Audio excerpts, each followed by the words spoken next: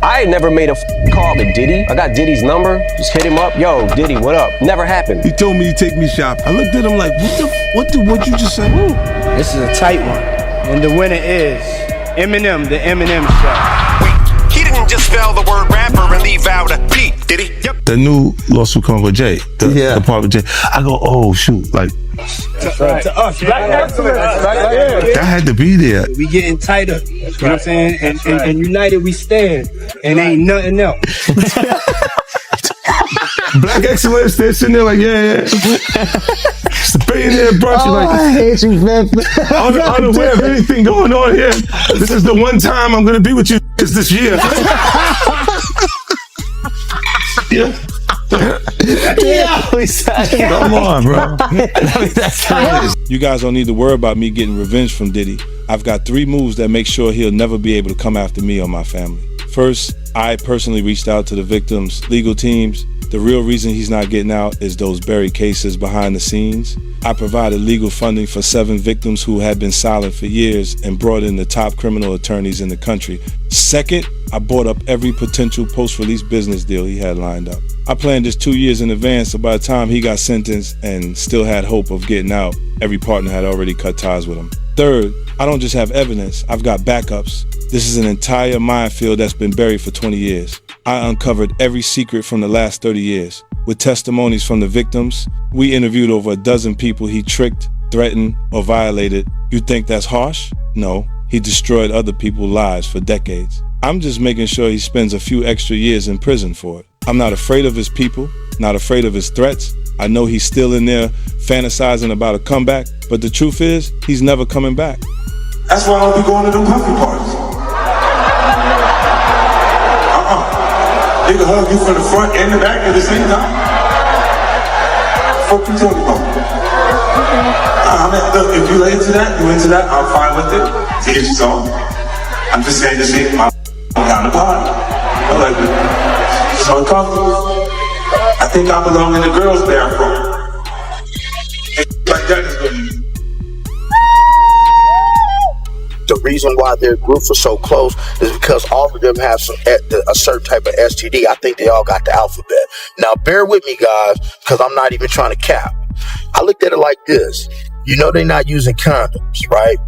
So if you're in a party not using condoms, it ain't like you could catch something twice, right? You know, so if you already got something, ain't like you can catch it again. So I believe, one of my theories is that these people at these Diddy parties were so close because they all had STDs. I also didn't participate. I also didn't go to those parties. Yeah. So a lot of the celebrity culture that you don't hear saying anything is because they participate. So, was there a reason you never went to those parties back in the day? Obviously, I know what was going on there, but is there a reason you never did? I'm just not with all that all of the stuff that he's doing. I'm not into that type of stuff. I'm just a little more, maybe you could say basic or normal. For years, hip-hop has been driven by powerful personalities, fierce rivalries, and hidden stories that often surface in dramatic ways. Among the most talked about conflicts is the long-standing tension between 50 Cent and Diddy.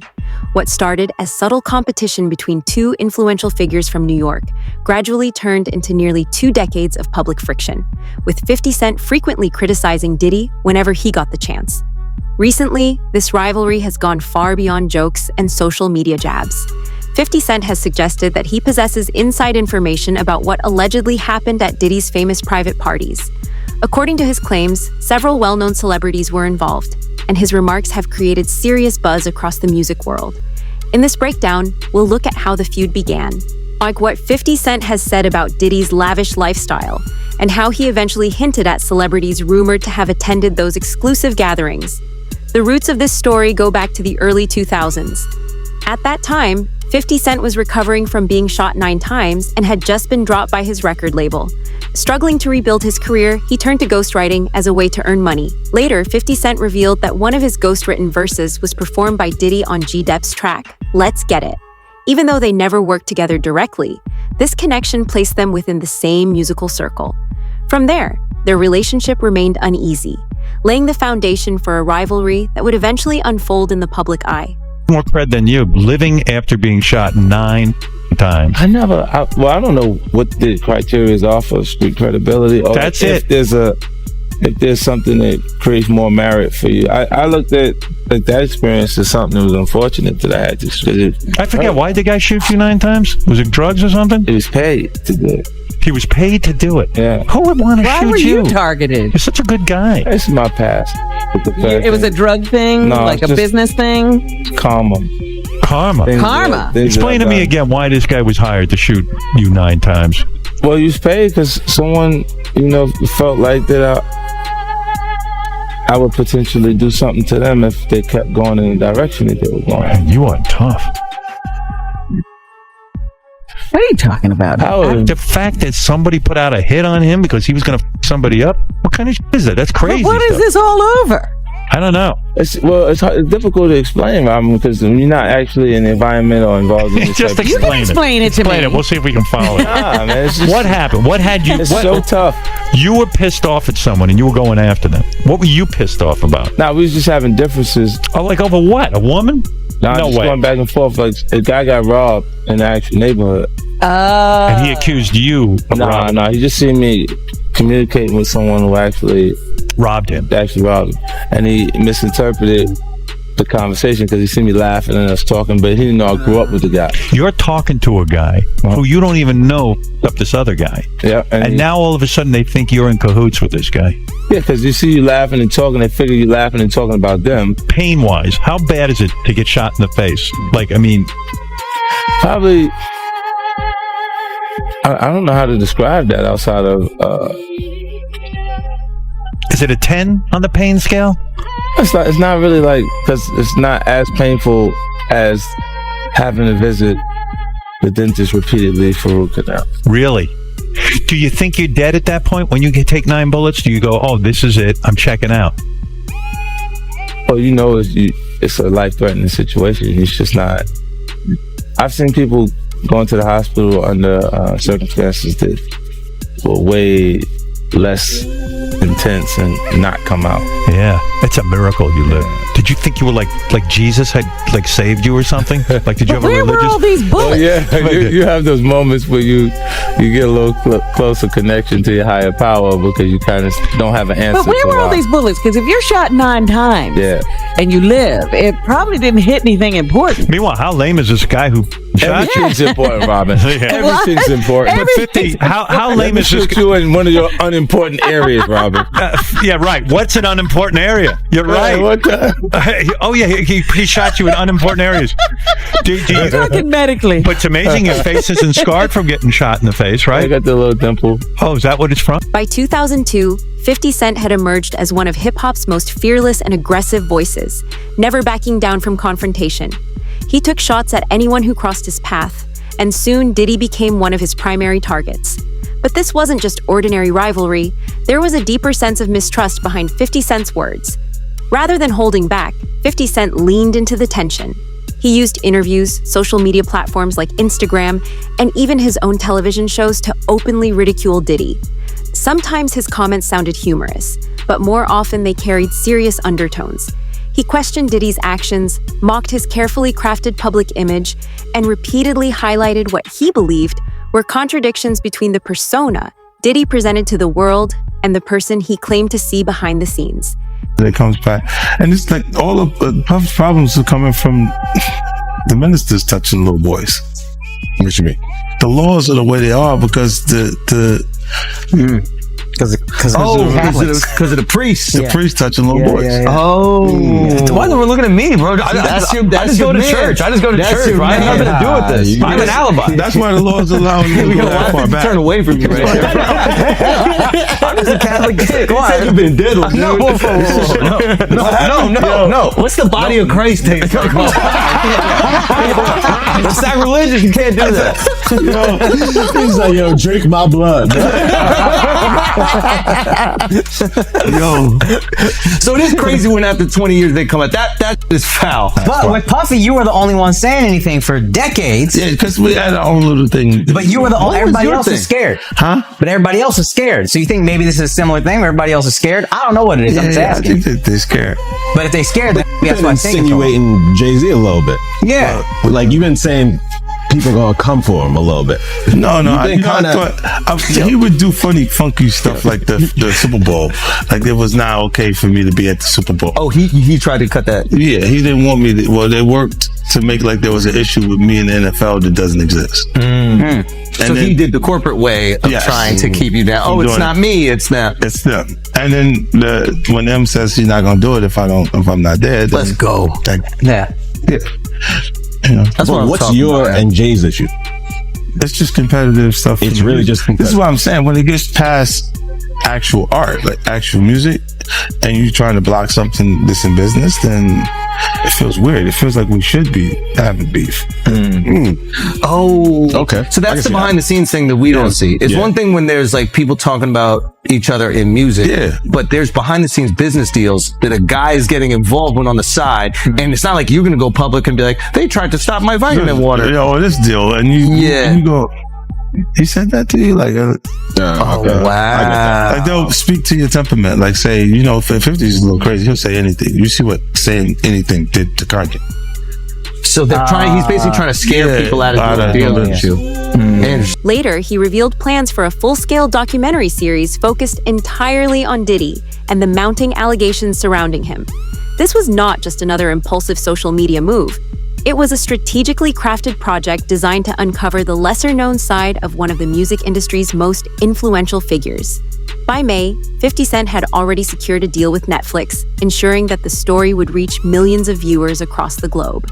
Thank you. Now let's get to a few of this morning's other big headlines. Starting with a bombshell announcement amid the mounting lawsuits against Sean Diddy Combs, Houston rapper 50 Cent announced yesterday that he's the executive producer of a docuseries about the assault and allegations against Combs. The series will also discuss trafficking and racketeering charges Combs is facing. The series is expected to make a premiere on Netflix, but a date has not yet been set. So you have something huge coming up, which is a documentary about P. Diddy, Puff Daddy, P. Diddy. Yeah. Did he do it, right? I know you've been heavy on social media talking about it. He did it. And I'm the only one who's been vocal about this long before it actually. Oh, you've been saying this for a long time now. And then no one was, they're just, why is he saying this? And now it's coming out like crazy. But I also didn't participate. I also didn't go to those parties. Yeah. So a lot of the celebrity culture that you don't hear saying anything is because they participated. Was there a reason you never went to those parties back in the day? Obviously, I know what's going on there, but is there a reason you never did? I'm just not with all that freaky. Like all of the stuff that he's doing, I'm not into that type of stuff. I'm just a little more, maybe you could say basic or normal. You go into the 90s, and PPD said he paid him to kill Tupac. Yeah. So look, you get the craziest accusations. You had TMZ created a docuseries. They went to Tubi, but the series is saying the downfall of Diddy. You're one of the first persons in entertainment that really call out people and kind of have that authority in that to be able to call people out. I mean, which is pretty amazing. You're kind of, in some ways, draining the swamp of Hollywood. I don't have a support system. I don't have a support system of peer group of artists that I require to do what I'm doing. I've had to be on my own from the beginning. So I don't necessarily have a responsibility to behave a certain way according to them. And if I didn't have an award-winning director doing it, if I hadn't put the right people in place to produce it properly, I would understand why they would question or doubt anything. Let me ask you this: do you think she knew what he was doing? I believe she knew he was doing the freak offs, but do I believe she knew he was allocating different monies to different places and which way it was going, which offshore accounts, which Swiss banks accounts, and all this shit was going in? Nah. I think she just was enjoying the fruits of the labor. But why you believe she knew about the freakos? Because one of the witnesses said she was there. And do you remember this, bro? Check it out. People tell off on themselves so much, man, and I don't understand when people don't catch it. Diddy has said this. He said, when I give a party, I have to have an ambulance outside of the house. Paramedics ready. That people have to take IVs. Remember the time that him and his mama kissed each other on the lips? Yeah, I remember that video. Do you remember that both of them was getting an IV at the same time? Yeah, I did notice that. That's from the Diddy freak off party. And I'm gonna say allegedly. So let me ask you this. You knowing her in that thing, you knowing her personally, is she the kind of person that, will be a part of a freak off thing? I think that she liked to party, and she party with young people. She's always been like that. But to get back to this lawsuit, right? Lil Rod, he also alleges that, Diddy, he will grope his genitals and he will grope his anus. My man, I didn't understand that one right now because his anus is your asshole. His genitals is his nut. So I guess he had to be naked when Puff was doing that. Where was he at? What was he doing? Because he said that they never had. So if you read it in the thing, they never had. He made claims that they never had. But how would he grope your anus? Your asshole? How would he play with your genitals? Yeah, it don't make sense. I mean, it don't make sense. How you wake up butt the F naked with two other men in the bed with Diddy and nothing happened? I think he was just trying to save face, man. But do you think it's a possibility that he meant that, Diddy will grope his, butt, instead of anus? I mean, because I'm trying to figure out how does that work?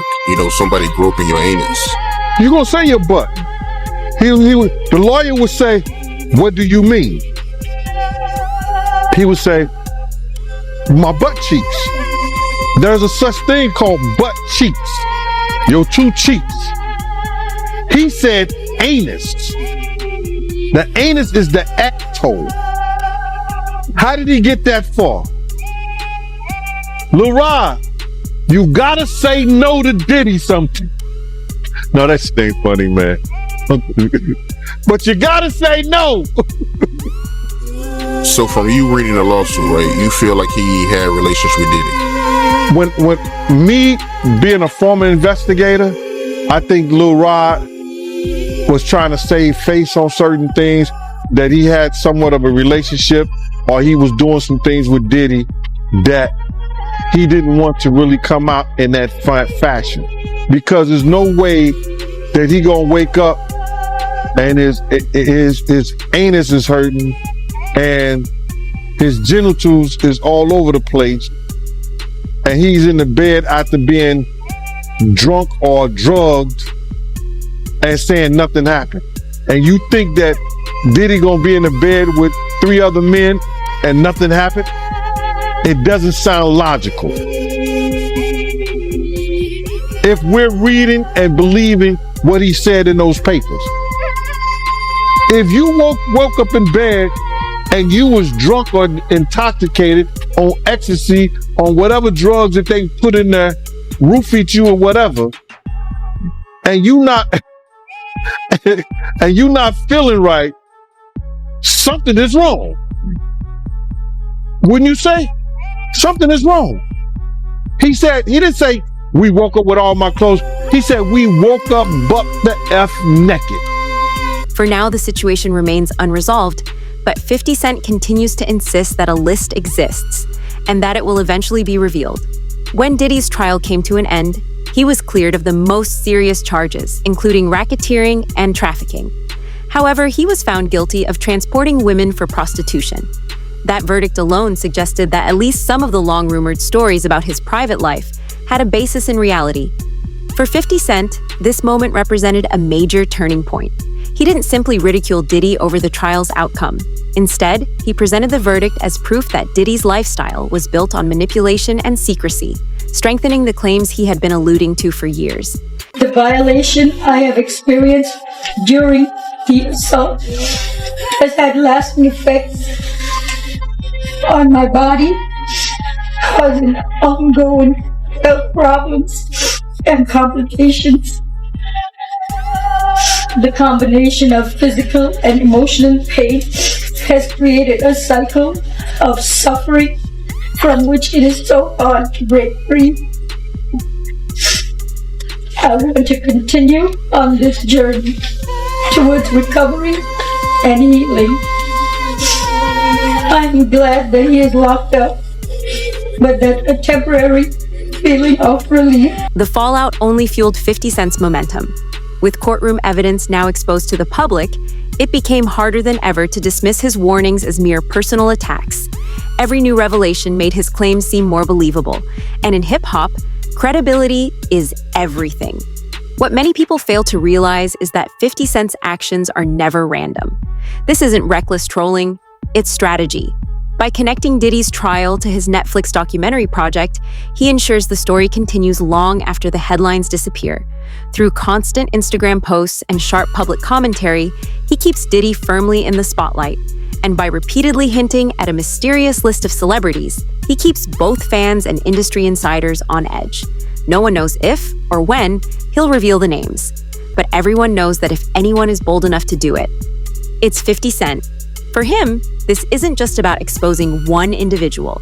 It's about controlling the narrative and forcing the industry to confront truths it may have buried for decades. The public has been glued to every post and statement 50 Cent makes about Diddy. Social media explodes each time he cracks a joke or drops another cryptic hint. Fans are convinced he knows far more than he's willing to say, and many are waiting for the moment he finally reveals everything. Inside the industry, however, the reaction is very different. Most celebrities have chosen silence. Few are willing to risk angering Diddy's loyal supporters or exposing themselves if they were ever connected to those private gatherings. That silence speaks volumes and only adds weight to 50 Cent's claims. If there was truly nothing to hide, why haven't more people stepped forward to deny it? For many in the music business, staying quiet feels like the safest option. Diddy still holds power, influence, and loyal allies ready to defend him. Speaking out could mean career suicide, but 50 Cent isn't like everyone else. He has already built empires beyond music, spanning film, television, luxury brands, and real estate. He doesn't need Diddy, and he doesn't depend on the industry's approval. That freedom is exactly what allows him to speak louder and more fearlessly than anyone else. His thing was turning straight men gay. That was his thing. Where's Hype? What's his last film project? Belly? Yeah, DMX was a star in that. Facts. Facts. Jab, my question to you is, and again, we're just talking the psychology of a man. What if the entertainment industry is nothing but a cover for a worldwide ring? You mentioned who's on tapes and who got tapes out. Yeah. The purpose of having a recorded freak off. Yeah. What does that do for the male? What does that do for the female? Like, some females are cool with it. What is the thought behind that as far as, let's record this session and either rewatch, keep it for sale? Is it evidence? Is it just, like, what is the mentality behind having if you can the own visual memory? Their vulnerability, if you can own that, you have the ability to control and manipulate that person. See, guys start off by saying, "Oh, man, I don't want to watch porn. I just want to watch us." See, that's the line. That's the line. Would you rather me be watching us than watching a bunch of other? See, the finesse, that fluff. Do you really want me watching anybody else but you? I could look at you all day. Vanity. See, make her feel special. Make her feel like she's the only, the object. Meanwhile, this is sitting here thinking, So her daddy works at Sony and I need such and such's contract ended.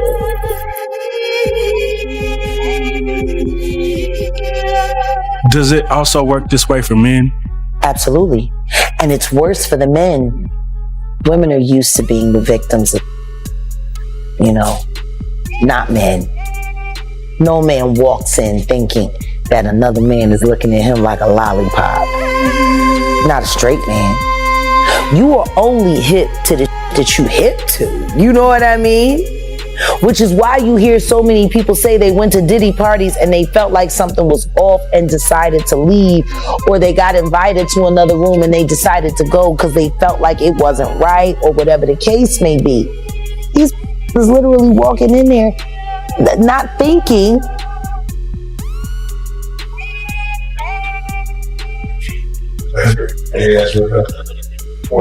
Seriously, but the thing is, they were still willing to take the chance to go because everybody's been hearing these whispers. This is no longer just about revenge or entertainment. For 50 Cent, it has become a matter of accountability. He has made it clear that he wants Diddy to face real consequences, and he is determined to use every tool available to push that outcome. From social media to documentary filmmaking, and possibly even revealing the names of those involved, 50 Cent appears ready to go further than ever before. I didn't do nothing Puffy did.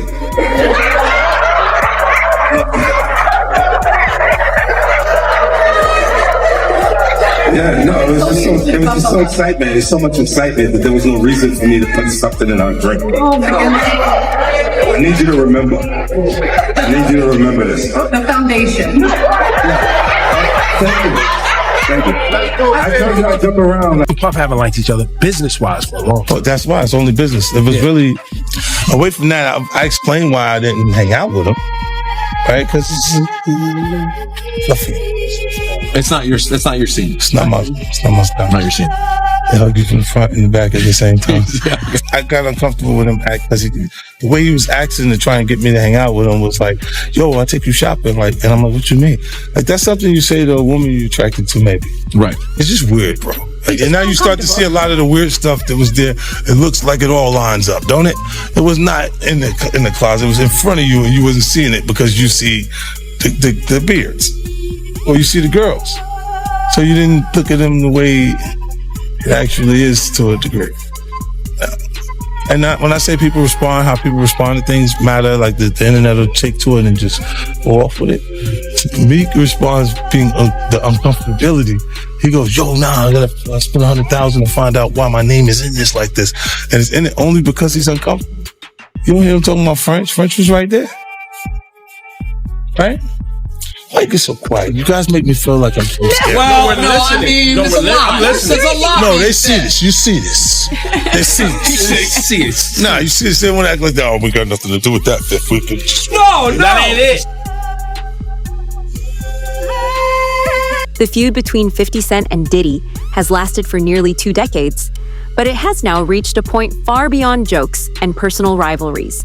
50 Cent claims he has knowledge about celebrities who were impacted after attending Diddy's infamous private parties, and he seems determined to bring those details into the spotlight.